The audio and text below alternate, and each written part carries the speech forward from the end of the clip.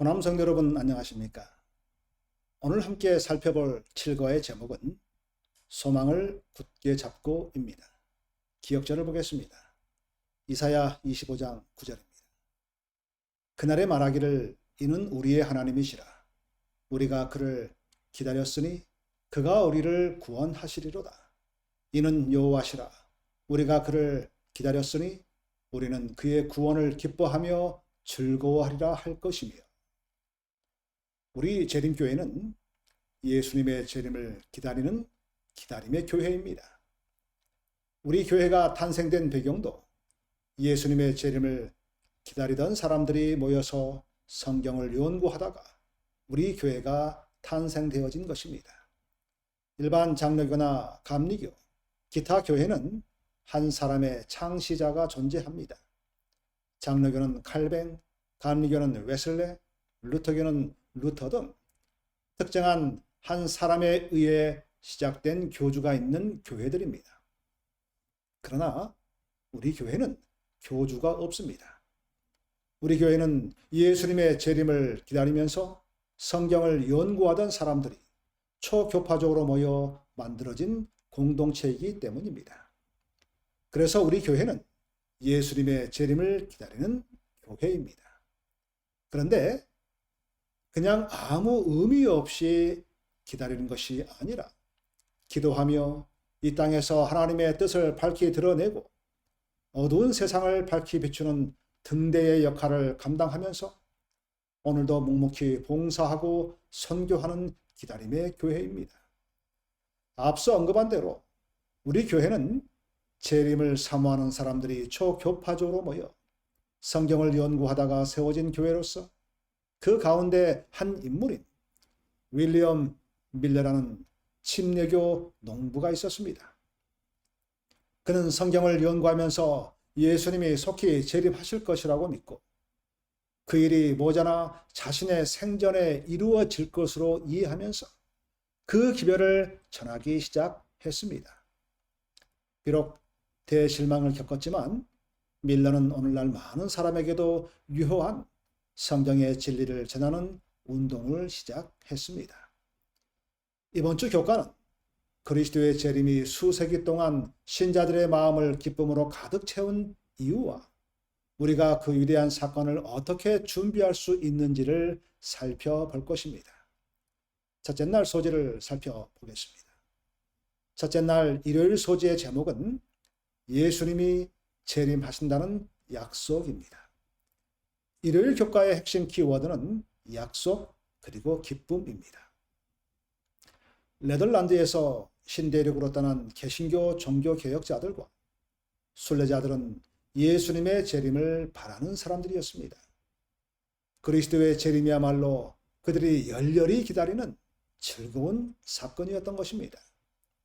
존 위클리프는 그리스도의 재림을 교회의 소망으로 고대했습니다. 칼뱅은 그리스도의 영광스러운 재림을 모든 사건 중에서 가장 복된 사건이라고 말하면서 이는 모든 종교개혁자들의 마음을 대변한 것이라 할 수 있습니다.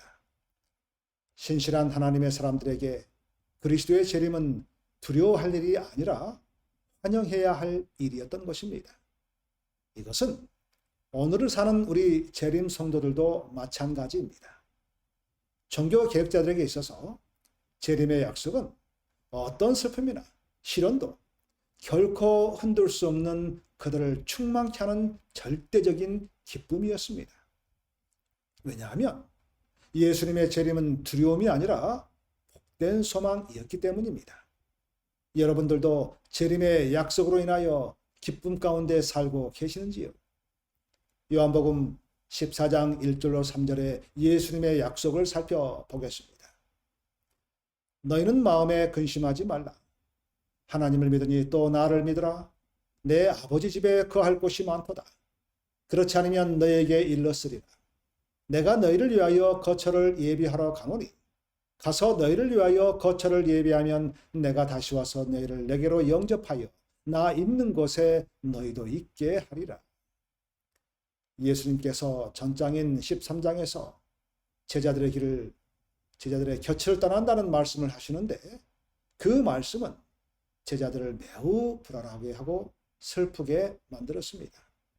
더욱이 가룟 유다의 배신과 베드로의 부인에 대한 예고는 분위기를 더욱 무겁게 만들었고 불안한 사태를 예감하게 했습니다. 그러나 예수님은 그간의 교훈과 사역의 내용을 간략하게 설명하시면서 예수님은 제자들의 곁을 떠나간다고 해도 영구히 떠나는 것이 아니며 다른 형태이긴 하지만 계속해서 제자들과 함께 그들을 도우며 위로할 것이라는 교훈을 주십니다. 만일 예수님께서 죽음으로 모든 것이 끝난다면 제자들의 거처를 예비할 수 없을 것입니다.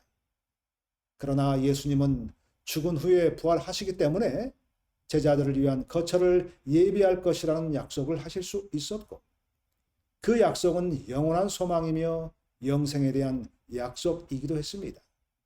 디도서 2장 13절을 보겠습니다. 복스러운 소망과 우리의 크신 하나님 구주 예수 그리스도의 영광이 나타나심을 기다리게 하셨으리. 예수님의 재림은 모든 그리스도인들에게 복스러운 소망입니다. 성경은 예수님의 재림을 가장 희망적인 언어로 표현하고 있습니다.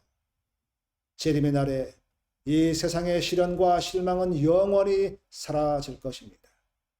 예수님의 재림이 우리 모두에게 복스러운 소망, 그 이유가 있습니다. 요한계시록 21장 4절을 보겠습니다. 모든 눈물을 그 눈에서 닦아주시니 다시는 사망이 없고 애통하는 것이나 곡하는 것이나 아픈 것이 다시 있지 아니하리니 처음 것들이 다 지나갔음이러라. 참으로 가슴 벅찬 약속이 아닐 수 없습니다. 예수님께서 다시 오시면 죄와 슬픔은 모두 사라질 것입니다. 장례식은 더 이상 필요하지 않을 것이고 사람들은 더 이상 아프거나 죽지 않을 것이며 눈물 또한 흘리지 않을 것입니다. 예수님의 재림은 정말 복스러운 소망의 약속이요 기쁨입니다. 교과에 있는 각시대 대쟁투 302쪽의 말씀을 보겠습니다. 그리스도의 재림은 각 시대를 통하여 하나님의 자녀들의 희망이 되어 왔다. 구주께서 감람산에서 이별하시면서 다시 오시겠다고 하신 재림의 약속은 제자들의 미래를 밝혀주었고 어떤 슬픔도 빼앗아갈 수 없고 어떤 시련도 흐리게 할 수 없는 기쁨과 희망으로 그들의 마음을 충만하게 하여 주었다. 박해와 시련 중에서도 크신 하나님 우리 구주 예수 그리스도의 영광의 나타나심이 복된 소망이 되었다. 데살로니가의 그리스도인들이 살아서 주님의 재림을 보기를 희망하던 사랑하는 사람들의 죽음으로 슬픔에 잠겨 있을 때 그들의 스승인 바울은 구주의 재림 시에 있을 부활을 그들에게 알려주었다. 그리스도 안에서 죽은 자들이 먼저 일어나고 그 후에 우리 살아남은 자도 저희와 함께 구름 속으로 끌어올려 공중에서 주를 영접하게 하시리니 그리하여 우리가 항상 주와 함께 있으리라. 그러므로 이 여러 말로 서로 위로하라. 여러분이시여, 세상이 우리를 속이고 그 어떤 곳으로 우리를 힘들게 한다 할지라도 우리로 하여금 견디게 하는 참된 위로는 오직 재림의 소망밖에는 없는 것입니다. 교과 95쪽 영감의 교훈을 보겠습니다. 바울의 소망은 재림에 집중돼 바울은 주님의 약속의 말씀, 즉 마지막 날에 내가 이를 다시 살리리라고 하신 약속을 굳게 붙잡았다. 그의 사상과 소망은 오직 주님의 재림에 집중되었다.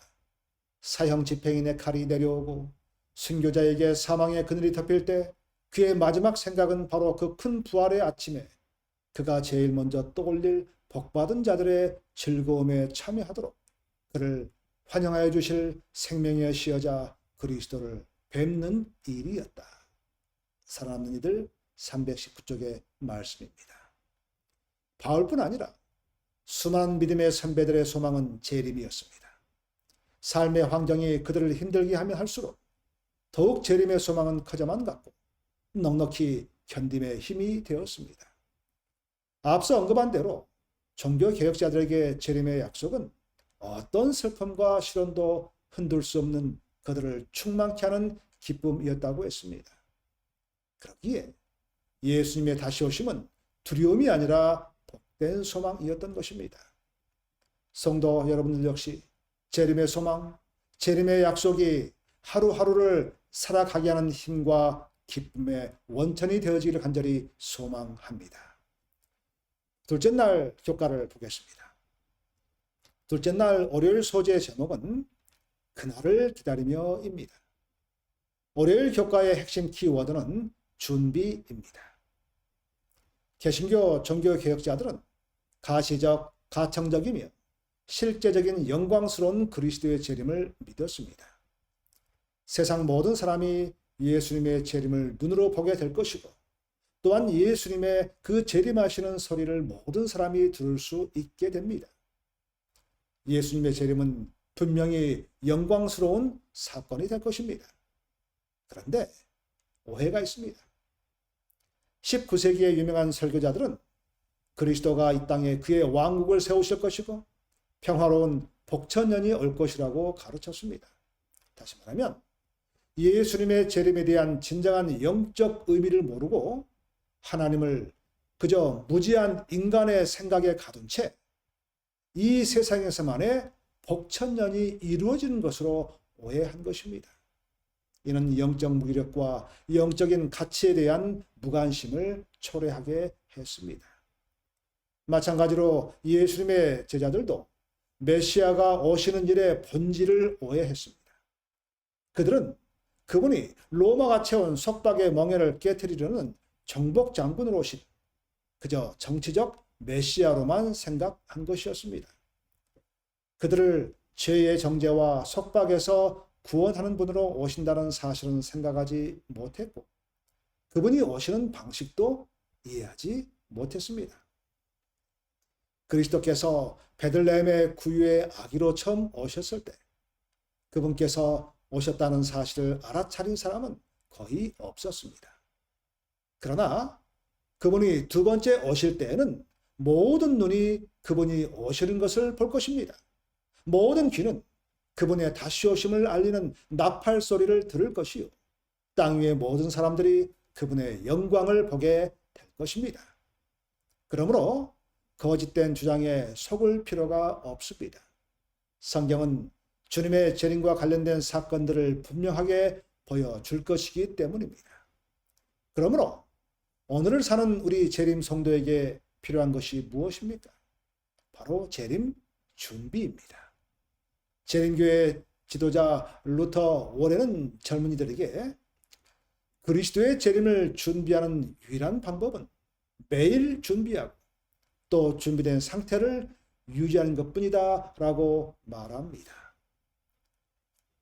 그리스도께서 곧 다시 오신다는 기별은 각자가 자신의 마음을 살피고 영적인 삶을 돌아보라는 긴급한 호소입니다. 그것은 매일매일의 삶인 것입니다. 또한 그것은 경건한 삶을 선택하라는 부름입니다. 그리스도께서 다시 오실 때 빛나는 영광의 광채 앞에 중간 지대는 결코 없음을 기억하셔야 합니다. 교과 97쪽 영감의 교훈을 보겠습니다. 재림을 위해 준비하라. 형제자매들이여 하늘 구름 속에서 강림하실 그리스도의 재림을 위하여 준비하기를 나는 강권하는 바이다. 그대들의 마음에서 날마다 세상에 대한 사랑을 몰아내라. 그리스도와 더불어 친교를 갖는다는 것이 무엇인지 실제적으로 이해하라. 그리스도께서 오실 때 모든 믿는 자들에게서 찬양을 받으실 심판을 위하여 준비하고 그대들도 평강 가운데서 그분을 맞이할 사람들 속에 있도록 하라. 증언복음 3권 432쪽의 말씀이었습니다. 예수님의 재림은 분명하게 이루어집니다. 단 우리는 그 날을 알지 못합니다. 화이트 부인은 마지막 날 사건들에서 이렇게 말합니다. 하나님의 큰 날이 우리에게 가까이 다가오고 있다. 징조들은 성취되고 있다. 그러나 우리에게는 그리스도께서 나타나실 날짜와 시간에 대한 기별이 없다.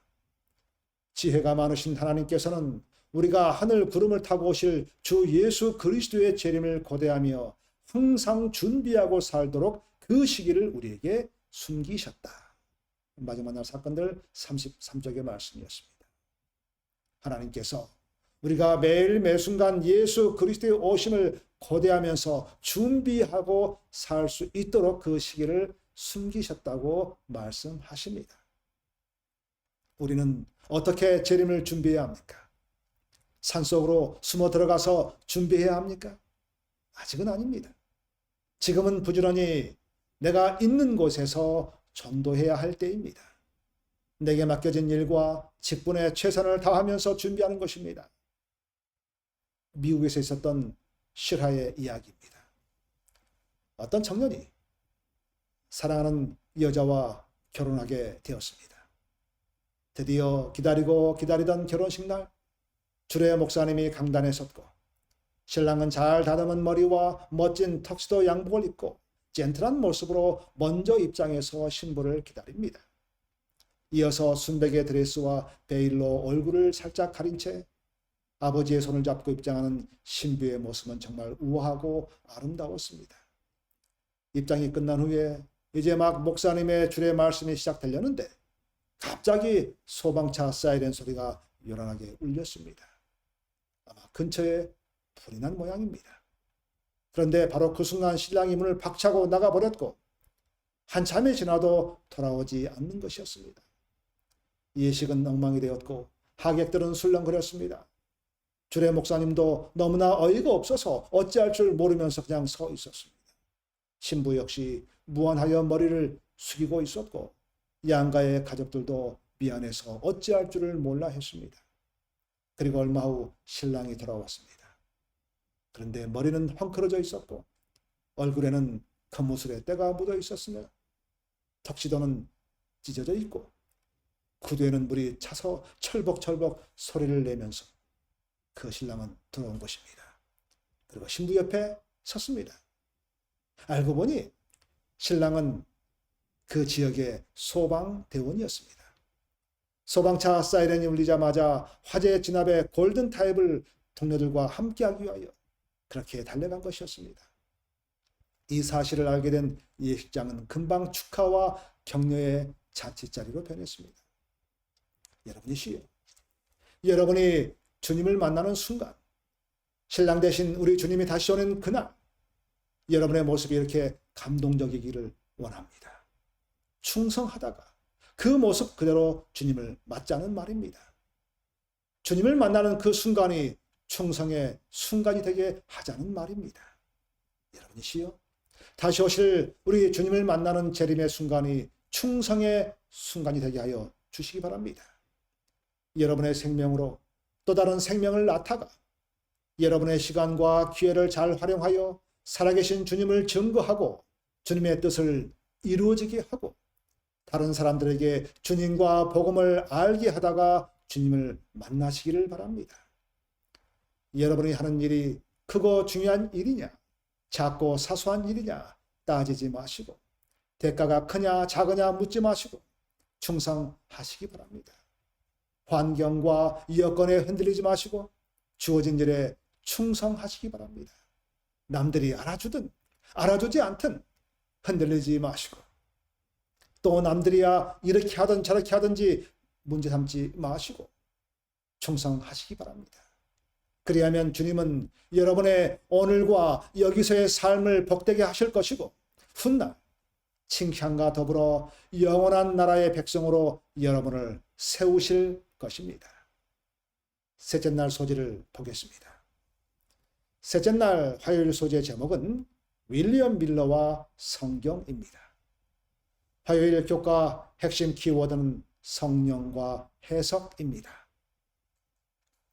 하나님께서 종교개혁자들을 통해 오직 그리스도를 믿는 믿음으로 말미암는 의의 진리를 재발견하게 하신 것처럼 윌리엄 밀러를 통해서 예수님께서 어떻게 다시 오실지에 대한 진리를 다시 발견하게 하셨습니다.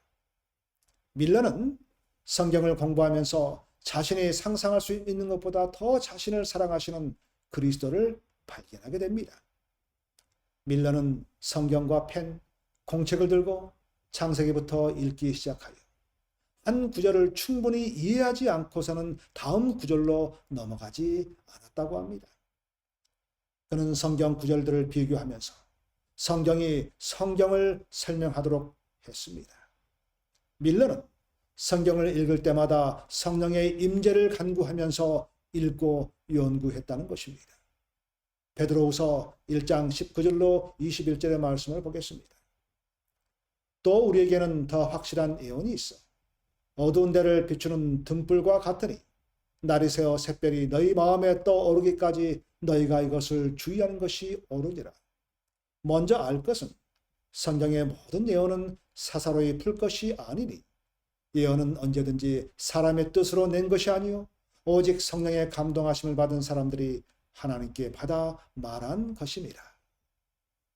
여러분, 성경의 원저자이신 성령께서 영감을 통해서 성경 기록자에게 오류가 없는 성경을 기록하도록 하셨습니다. 참된 예언은 하나님께로부터 이르러 온 계시입니다. 그 출발은 하나님입니다. 그분께서는 계시되어야 할 것과 숨겨진 채로 남겨져야 할 것을 결정하십니다. 그러므로 성령께서 마음을 감동시키지 않으면 인간은 그가 아무리 열렬하게 그렇게 하기를 원한다 할지라도 성령께서 역사하지 않으시면 결코 알 수 없는 것입니다. 다니엘서 1장 17절을 보겠습니다. 하나님이 이 네 소년에게 학문을 주시고 모든 서적을 깨닫게 하시고 지혜를 주셨으니 다니엘은 또 모든 환상과 꿈을 깨달아 알더라. 하나님께서 주셔야 합니다. 하나님께서 깨닫게 주셔야 하는 것입니다. 더불어서 부지런히 성경을 연구해야 합니다. 베드로전서 1장 10절로 11절의 말씀을 보겠습니다. 이 구원에 대하여는 너희에게 임할 은혜를 예언하던 선지자들이 연구하고 부지런히 살펴서 자기 속에 계신 그리스도의 영이 그 받으실 고난과 후에 받으실 영광을 미리 증언하여 누구를 또는 어떠한 때를 지시하시는지 상고하니라. 이처럼 윌리엄 밀러도 성경 구절을 비교하면서 살펴볼 때 성경의 비밀이 그에게 열렸습니다. 그는 숨겨진 보물을 구하는 사람처럼 찾았고 풍성한 보상을 받았습니다. 성령께서 그에게 하나님의 말씀을 이해하게 해 주셨습니다. 그런 예언의 말씀도 다른 성경 구절을 공부할 때와 마찬가지로 성실하게 열심히 살펴보았던 것입니다. 예언서의 상징은 이해할 수 없는 신비가 아닙니다. 사랑의 하나님께서는 이 세상에 곧 펼쳐질 궁극적인 사건에 대비하기 위해 우리에게 예언의 말씀을 주셨습니다. 윌리엄 밀러는 예언은 그 자체가 최고의 해석자라는 것을 분명히 이해했고 예언서의 상징의 의미는 성경에서 분명하게 나타났습니다. 우리가 잘 아는 바와 같이 바다는 백성이나 무리를 상징하고 바람은 전쟁이나 투쟁, 하나님의 심판을 상징하고 짐승은 왕이나 왕국을 상징하며 이외에도 여자는 교회를 상징함을 잘 압니다. 다니엘서와 요한계시록의 시간 예언도 상징적인 언어로 주어졌는데 예언의 한 날은 실제 한 해를 나타냄을 우리는 잘 압니다. 교과 99쪽 영감의 교훈을 보겠습니다. 성경의 조화와 연관. 그는 진리의 완전한 사슬을 발견하게 되었다. 전에는 하나님의 영감의 말씀으로 믿지 않았던 성경이 이제는 온전한 조화와 영광으로 그 앞에 제시되었다. 그는 성경의 한 부분이 다른 부분을 설명하고 있다는 것을 깨닫고 어떤 말씀이 이해되지 않을 때는 다른 부분에 기록된 말씀으로서 그 깨닫지 못하는 말씀을 능히 해석할 수 있다는 것을 발견하게 되었다. 그는 하나님의 거룩한 말씀을 기쁨으로 바라보고 또한 깊은 존경과 두려움을 가졌다. 살아남은 이들 357쪽의 말씀이었습니다. 하나님은 윌리엄 밀러를 통해 재림에 대한 진리를 재발견하게 하셨고 그는 성실한 연구를 통해 성경의 뜻을 이해하고 성령을 통하여서 예언의 상징을 성경으로 해석하였던 것입니다. 이제 넷째 날 소재를 보겠습니다. 넷째 날 수요일 소재의 제목은 다니엘서 8장 14절의 2300일입니다. 수요일 교과의 핵심 키워드는 오해입니다. 오해의 사전적 정의는 뜻을 잘못 해석하는 것 또는 그러한 해석이라고 정의합니다. 윌리엄 밀러는 선지자들이 예언한 사건, 즉 아브라함의 후손의 400년간의 체류, 이스라엘이 광야에서 방황한 40년, 이스라엘의 포로 생활 70년, 그리고 다니엘이 이스라엘에 할당한 70일회가 정확하게 성취된 것을 살펴보았습니다.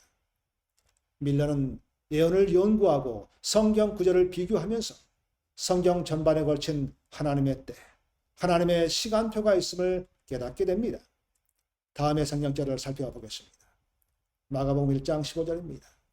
이르시되 때가 찼고 하나님의 나라가 가까이 왔으니. 갈라디아 4장 4절입니다. 때가 참에 하나님이 그 아들을 보내사 여자에게 낳게 하시고.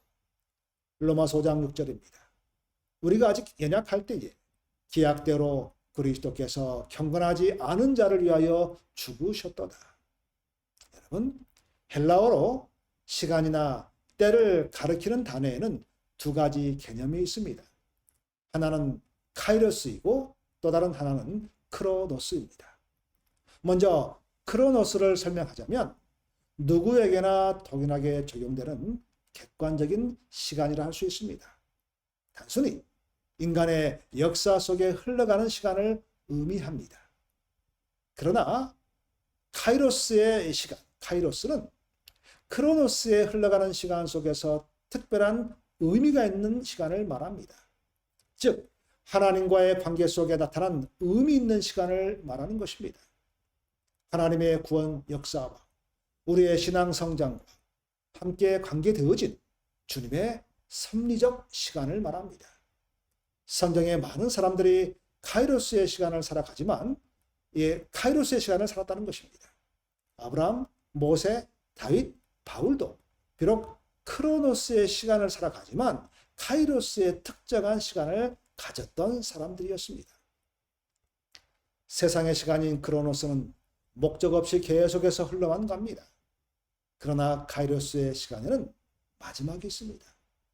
태초란 계획된 시간이 있었듯이 종말이라는 예정된 시간이 있습니다. 예수님께서 오시는 바로 그날이 시간의 끝으로서 하나님의 정하신 때인 카이로스의 완성이라고 말할 수 있습니다. 그러므로 재림의 그 시간은 카이로스의 완성이면서 영원한 시간의 출발이기도 합니다. 우리는 날마다 순간마다 하나님을 바라보며 카이로스의 시간을 보내야 하는 것입니다. 인간의 시간표인 크로노스의 시간을 주님과 관계에 있는 카이로스의 의미 있는 시간으로 바꾸어 놓아야 합니다. 그런 사람들은 결코 주어진 시간을 낭비하거나 의미 없게 살지 않습니다. 크로노스의 시간 가운데 카이로스의 시간이 다니엘 8장 14절에 나옵니다. 그가 내게 이르되 2300 주야까지니 그때의 성소가 정결하게 되리라 하였느니라. 다니엘 8장을 보면 천사로 이해되는 거룩한 자들의 대화를 통해서 다니엘이 궁금해하는 질문이 제기됩니다.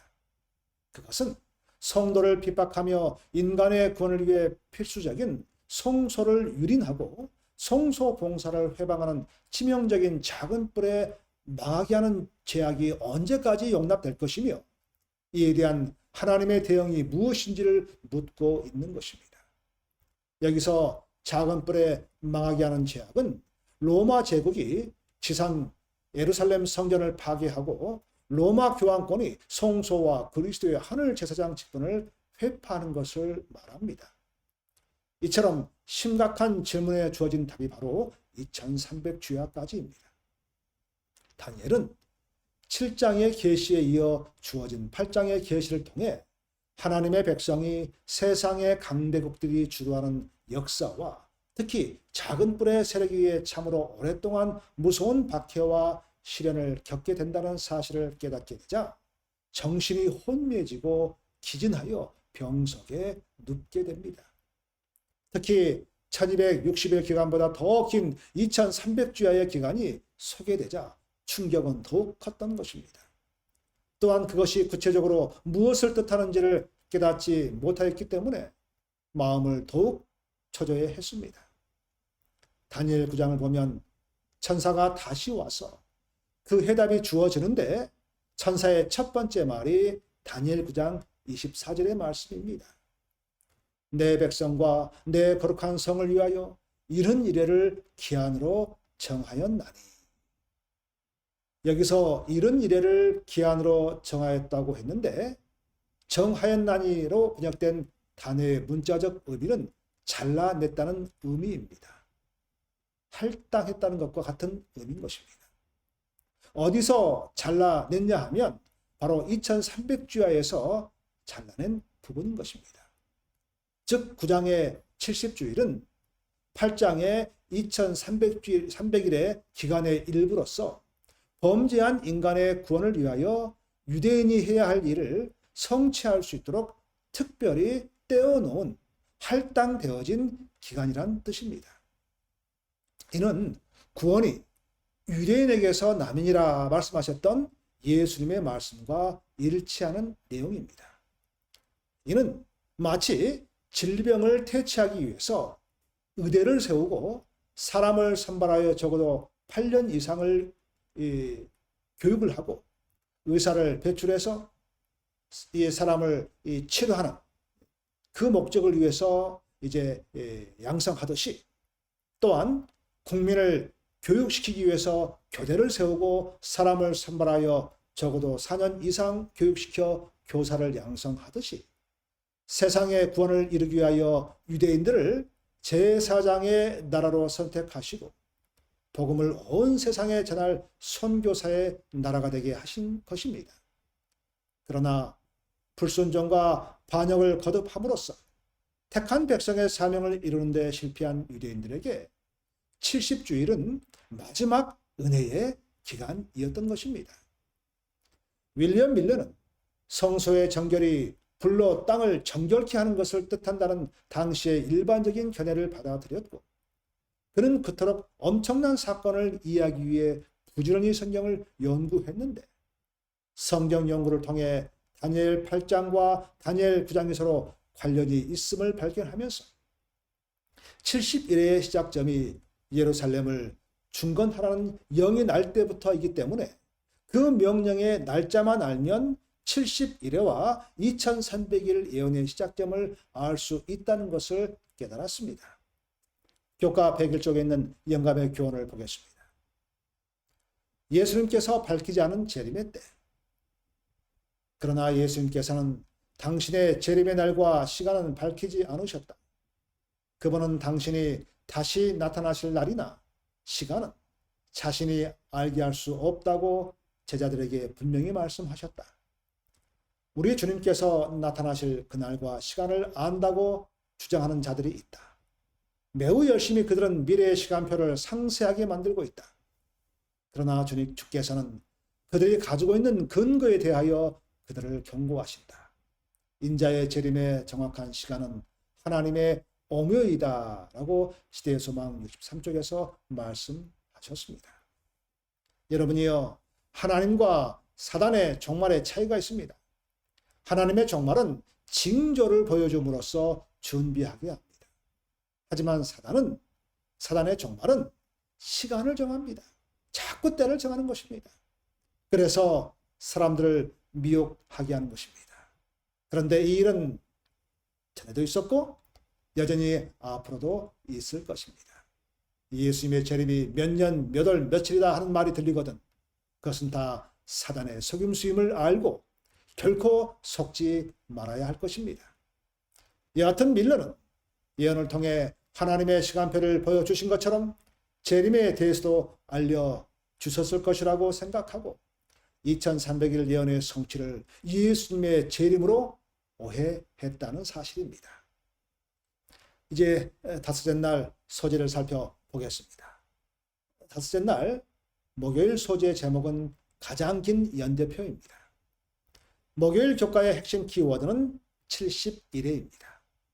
한 일에는 7일인데 70일이라고 하는 것은 490일을 말합니다. 이스라엘의 바벨론 포로 70년이 끝나갈 무렵에 하나님은 다니엘에게 유대인과 예루살렘 도성을 위하여 70일의 유예 기간을 할당하셨다고 말씀하십니다. 그동안 유대의 민족은 회개를 통하여 메시아의 오심을 위해 자신을 준비하므로 그들을 향한 하나님의 목적을 성취해야만 했습니다. 다니엘은 이때를 가리켜 죄악이 용서되며 영원한 의가 드러나며 또 지극히 거룩한 이가 기름 부음을 받을 것이라고 기록했습니다. 이런 메시아적 활동들은 구주가 이때 안에 오실 것임을 지적합니다. 그리고 이런 이래가 나오는데 바로 70주. 다니엘은 메시아가 나타날 때를 예언하면서 예루살렘을 중건하라는 영이 날 때부터 기름 부음을 받은 자 곧 왕이 일어나기까지 7이래와 외순두 이래가 지날 것이라고 말을 합니다. 예루살렘을 중건하라는 영이 날 때부터 7이래와 62이래 도합 69이래가 되는 때에 메시아가 나타나실 것이라고 확언하는데 다음의 도표를 보시겠습니다. 70일의 예언은 온전히 이스라엘을 위한 기간입니다. 다니엘 9장 24절을 보면 내 백성과 내 거룩한 성을 위하여 이런 이래를 기한으로 정하였다라고 말합니다. 내 백성은 유대 민족을 가리키고 내 거룩한 성은 예루살렘 성을 가리킵니다. 시기에 관한 예언을 이해하는 열쇠는 예언적 시간의 하루는 문자적 태양력 1년에 해당된다는 성경의 연일 원칙에 따라 70일에 490년을 말하고 있습니다. 다니엘이 계시한 예수님에 대한 예언의 시작은 다니엘 9장 25절에서는 예언의 시작을 예루살렘을 중건하라는 영이 날 때부터 이 기간이 시작된다고 진술하고 있습니다. 그러면 예루살렘을 중건하라는 영에 대해서 함께 살펴보겠습니다. 예루살렘 중건, 성전 중건령이 내려지기까지 총 3번의 칙령이 있었습니다. 1차는 고레스 왕 때인데 이 칙령은 사마리아와 주변 나라들의 방해로 실패하게 됩니다. 2차 칙령은 다리우스 1세가 내렸는데 이때는 성전만 재건됩니다. 마침내 3차는 아닥사스다가 내렸는데 이때 비로소 예루살렘 성 전체가 중건됩니다. 예루살렘 성을 중건하라는 내용에는 무너진 성전뿐만 아니라 폐허가 된 성읍의 복구도 포함되어 있으며 이러한 일을 수행할 수 있는 자치권의 부여도 전제되어 있었습니다. 이러한 모든 조건을 충족시킨 그 조서가 아닥사스다 왕이 내린 3차 조서에 해당되는데 그때가 바로 주전 457년으로 이때가 기산점이 되는 것입니다. 다시 도표로 돌아가 봅니다. 유대인들에게 완전한 자치를 허용하는 이 칙령은 페르시아의 아닥사스다 왕 제7년에 반포되어서 주전 457년 가을에 효력을 발생합니다. 또한 이스라엘 민족을 위해 정해놓은 70주일을 7주, 62주, 1주로 나눠놓은 이유가 있습니다. 먼저 구분되어진 7주는 49년으로 예루살렘 성이 재건되는 기간으로서 예루살렘 중건이 내린 주전 457년부터 49년이 지난 주전 408년에 완성됩니다. 그리고 62주는 7주일이 지나고 다시 62주일 434년 후에는 기름 부음을 받은 자, 곧 왕이 일어난다고 했는데 기름 부음 받은 자란 히브리어 메시아를 신약의 원어인 헬라어로 번역하면 그리스도가 되는데 이것이 바로 기름 부음을 받은 자라는 뜻이 되는 것입니다. 예수님은 만 30세가 되던 주후 27년에 침례를 받으시고 공생애를 시작하셨습니다. 이렇게 하여 이미 주전 500여 년경에 기록된 다니엘서 예언의 예루살렘 중건과 메시아의 출현에 대한 예언이 그 연대까지도 정확하게 맞춰져 성취됩니다. 다니엘 9장 26절의 말씀을 봅니다. 62일의 후에 기름 부음을 받은 자가 끊어져 없어질 것이며 장차 한 왕의 백성이 와서 그 성읍과 성소를 무너뜨리려니와. 이 말씀은 62주가 지난 이후에 있을 두 가지 사건을 말하고 있습니다.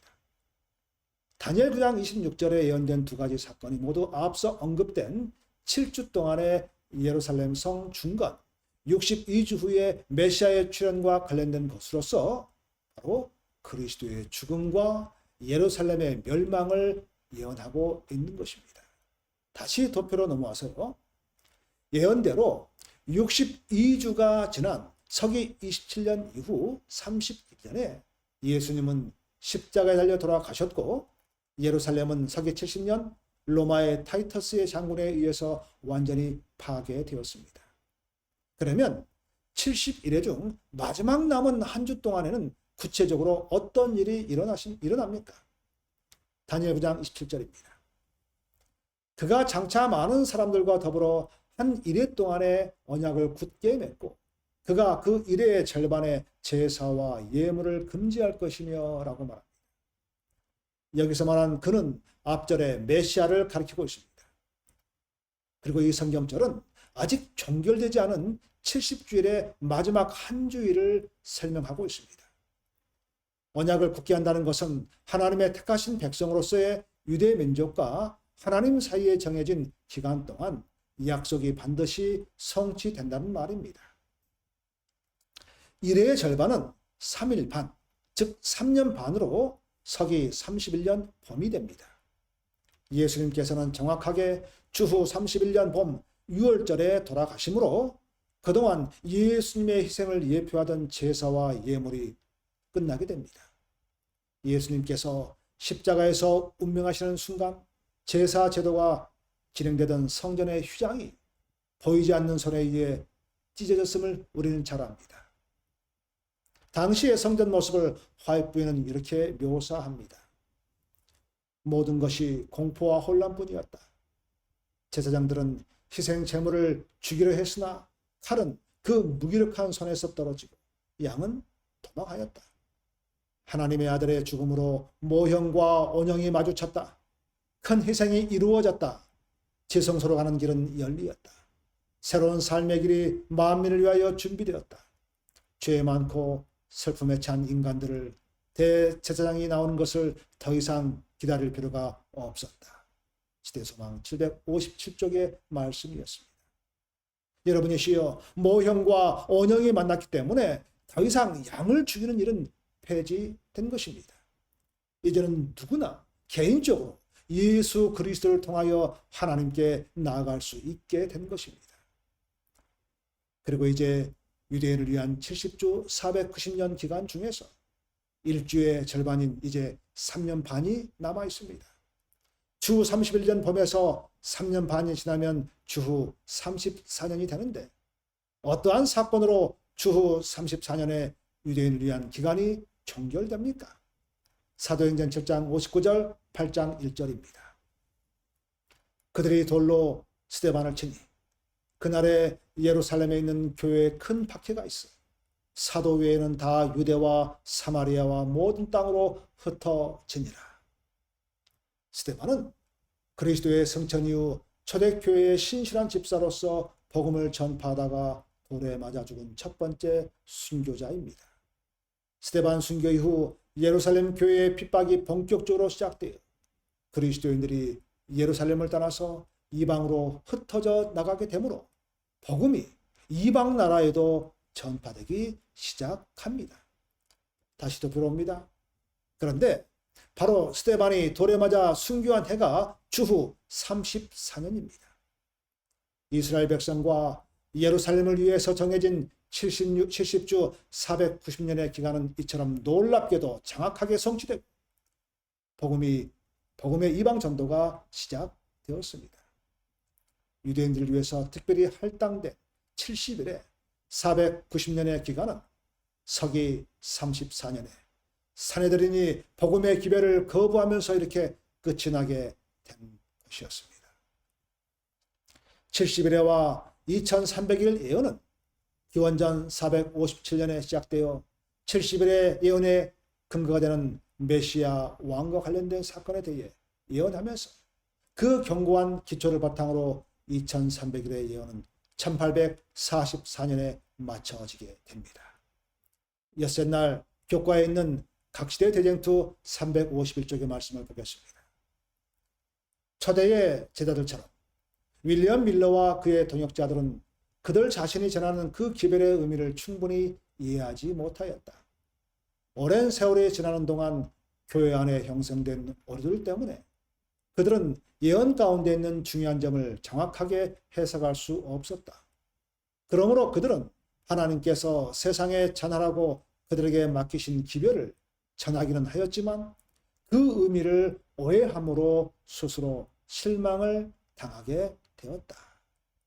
계속해서 353쪽의 말씀을 보겠습니다. 그러나 하나님께서는 그 심판에 대해 경고를 저들이 해석하는 그대로 전파하도록 버려두심으로 당신의 자비로운 목적을 이루셨다. 그 기별은 교회를 시험하고 정결케 하기 위해 필요했다. 그들은 애정이 세상으로 향하여 있는지 그리스도와 하늘로 향하여 있는지를 살펴보게 되었다. 구주를 사랑하노라 하고 공언하여 왔으므로 이제 그들의 사랑을 입증해야 했다. 그들은 세속적 희망과 야망을 버리고 기쁨으로 주님의 재림을 영접할 준비를 갖추고 있었던가. 그 기별은 참된 영적 상태를 분별할 수 있도록 그들에게 주어진 것이었다. 그것은 그들로 하여금 회개와 겸비로서 주님을 찾도록 깨우쳐 주기 위하여 은혜로 주신 것이었다. 여러분이요, 우리에게 일어나는 모든 일 가운데 하나님의 섭리가 아닌 것은 단 하나도 없습니다. 성도 여러분이시여, 재림은 두려운 일이 아닌 복된 소망으로 종교 개혁자들도 그 약속으로 고난과 시련을 이겨냈다고 했습니다. 재림은 성경의 중심 주제이며 성경은 재림에 대해 분명하게 알려주고 있습니다. 비록 밀러는 성경 연구를 통해 재림의 진리를 다시 발견하고 2300일 예언의 성취를 예수님의 재림으로 잘못 이해하긴 했지만 하나님은 인간의 실수도 지혜롭게 사용하십니다. 사람은 실수하지만 하나님의 말씀은 틀림없이 성취될 것이고 재림의 약속도 그렇습니다. 그러므로 재림의 소망을 굳게 잡고 흔들림 없이 여러분의 그 구원의 일을 잘 지키면서 또 우리에게 주어질 한 주간의 삶도 승리하시기를 소망하면서 오늘 교과의 말씀 마치겠습니다. 감사합니다.